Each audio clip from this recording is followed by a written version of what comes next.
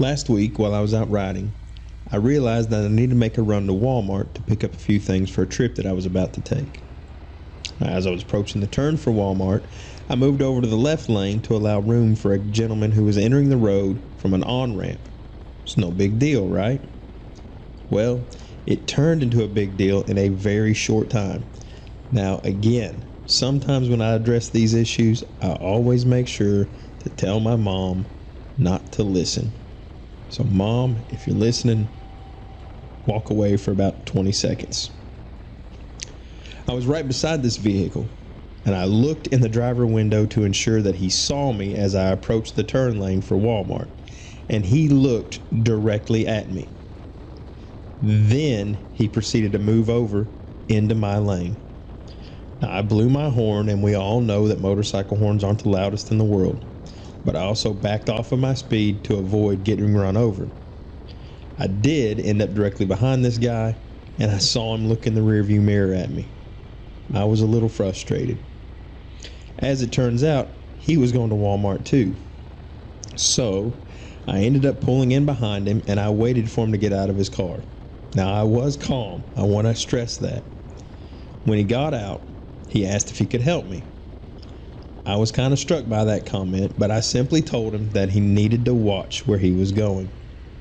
He said that he always watches where he is going. So I explained to him what happened on the road, knowing that he definitely saw me. He defended himself by saying, well, I ride 2 Harleys and that I should know that I am invisible. He didn't say he was sorry, but he defended his poor driving by telling me that I was the one who is invisible. Now, I do know that we all have to ride defensively, as if we are invisible, but this guy saw me.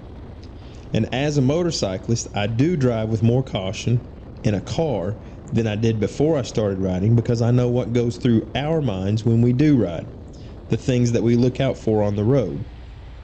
All of us do that, except apparently this guy. So personally, and this is just my opinion, I doubt that he truly does ride because of the comment that he had just made to me. It was too absurd for me to believe.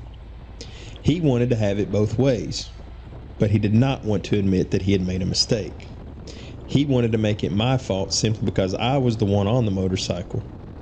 I told him one more time to watch what he was doing before I rode off, and I found my own place to park. In the letter of James, James tells us about a double-minded man. Now, to me, the guy that I had just interacted with was double-minded. Maybe not in a biblical sense, but he could have done what was right and acknowledged his error. But he chose to absolve himself from any wrong by blaming me. This seems to be double-minded to me. He justified his behavior because he himself is a motorcyclist, and that it was my fault that I almost got run over by him. Now, biblically, which is what's more important, being double-minded means that we think we can have one foot in the Word and the other foot in the world. James says it like this: he is a double-minded man, unstable in all his ways. Our faith should not be in ourselves. Our faith should be in God. Why should we not expect to receive anything from God? Because we are double-minded and we are unstable. So why are we considered double-minded and unstable? Basically, it boils down to this: we profess that we trust God, but if we don't in fact trust Him, we should not expect to receive anything from Him. We cannot both trust and not trust God at the same time. That is double-minded, and that is unstable. To be double-minded simply means that we do have 2 minds.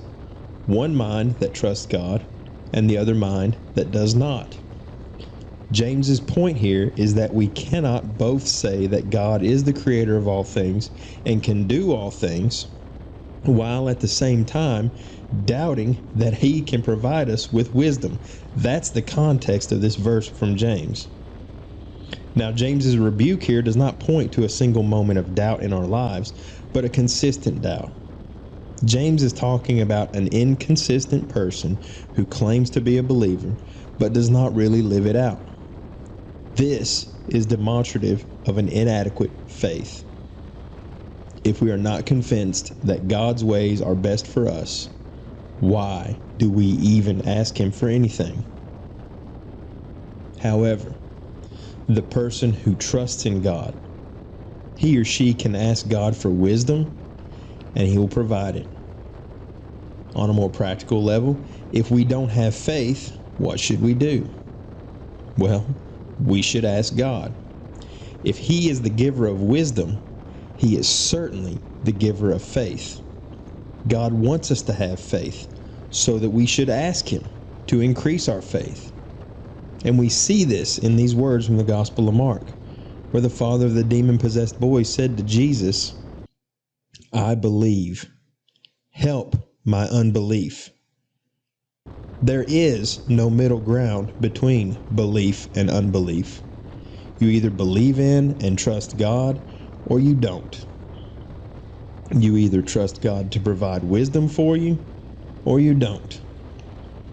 So we see that when we ask for wisdom, that the basis of our confidence is not in our faith itself, but in the one in whom we have faith, and that is God, the creator of everything.